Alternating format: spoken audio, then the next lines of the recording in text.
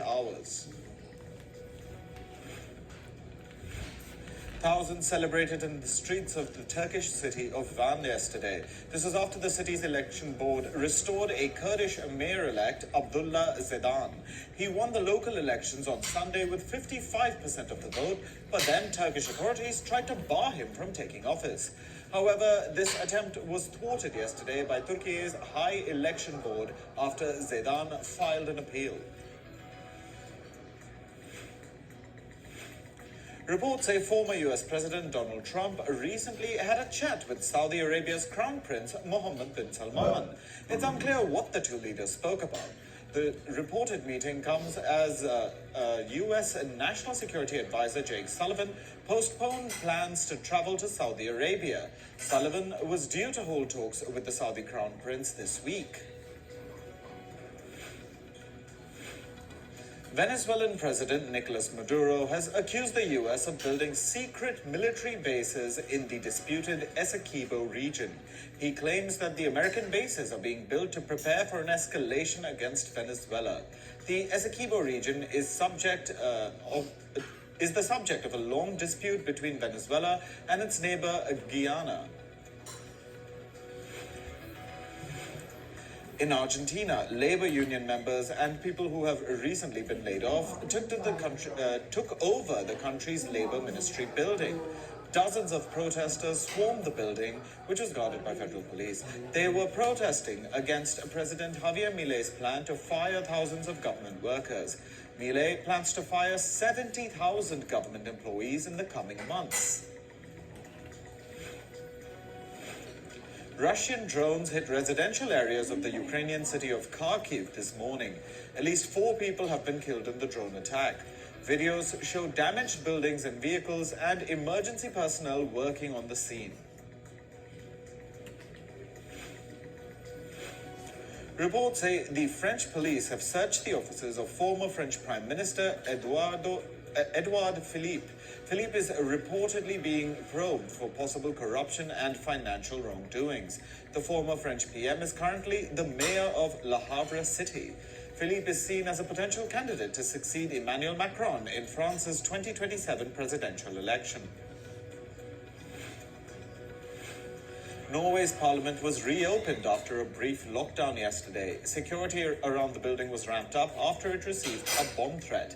The police cordoned off nearby streets and bomb-sniffing dogs were seen in action outside the building. Police say a school shooting in Finland earlier this week was motivated by bullying. On Tuesday, a 12-year-old fatally shot and killed a fellow 6th grader and severely injured 2 others. The suspect says he was a target of bullying. He says this began after he was transferred to the school at the start of 2024.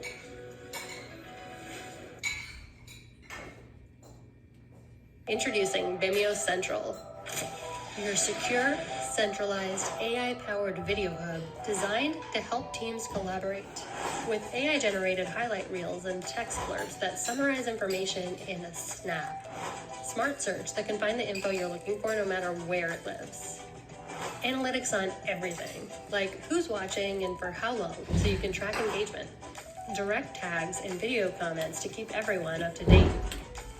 And a live event platform to host town halls and trainings like never before.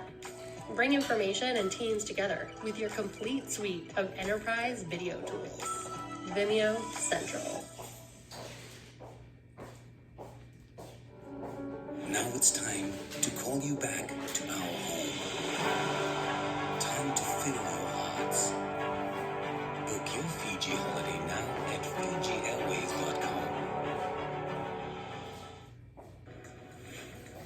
The death toll in yesterday's earthquake in Taiwan has risen to 9. Meanwhile, the number of injuries have crossed 1,000. A further 646 people are still trapped in buildings. Rescue workers have started cleanup efforts. They were seen demolishing quake-hit buildings. Workers were seen drilling the exterior of a tilted building to bring it down. Uganda's constitutional court has upheld the country's new anti-LGBTQ+ law. The legislation is among the harshest anti-gay laws in the world. It includes the death penalty for certain acts. Uganda's constitutional court has upheld the law, but it did strike down certain provisions. It struck down a provision requiring citizens to report anyone they suspected of having homosexual relations. Haiti's National Library was looted by armed gangs yesterday. They reportedly took away the library's furniture and stole the building's generator. The library's director says that the looting has put Haiti's historic documents at risk. This comes amid spiraling violence, especially in the capital Port-au-Prince. The UNESCO has also condemned attacks on educational and artistic institutions in the city.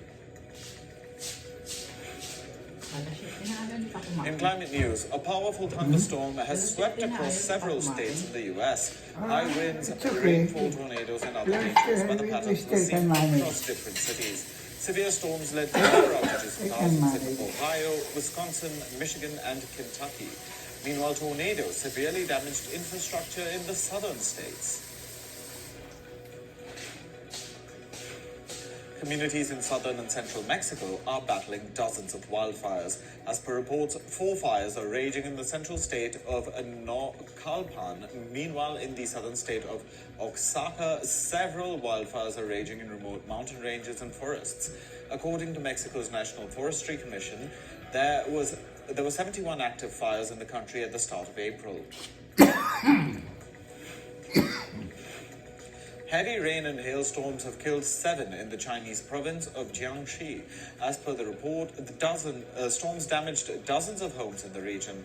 3 people died in Jiangxi's capital, Nainachang, after an apartment building collapsed due to the storms. Meanwhile, the storms also damaged over 5,700 hectares of crops in the province. Pakistan is facing a 30% water shortage as the sowing season begins. This is according to the country's water regulator, the Indus River System Authority, or IRSA. The IRSA says that the shortage is due to lower than normal winter snowfall in northern areas.